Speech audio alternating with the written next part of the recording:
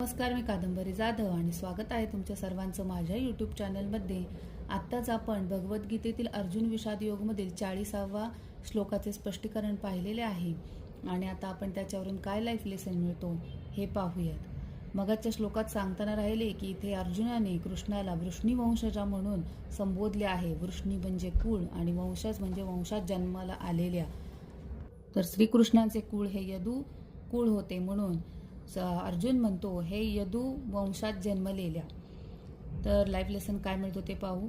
समाज व घरातील स्त्रीचा सन्मान, संरक्षण आणि तिच्या संस्काराची जोपासना ही प्रत्येकाची जबाबदारी आहे.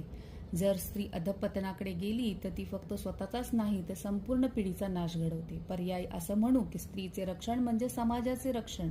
बऱ्याच लोकांना बोलताना मी तुम्ही ऐकतो की स्त्री ही अशी असते की आपल्या संसाराचा स्वर्गही बनवू शकते आणि नरकही. आणि म्हणूनच स्त्री ही केवळ व्यक्ती नसते तर ती भविष्य घडवणारी शिल्पकार असते. आणि आपल्या इतिहासातही अशा शिल्पकारी स्त्रियांची खूप मोठी उदाहरणे आहेत. तर हाच लाईफ लेसन मला या श्लोकावरून मिळाला. तुम्हाला कसा वाटला नक्की कळवा. भेटूयात आपण पुढच्या श्लोकामध्ये.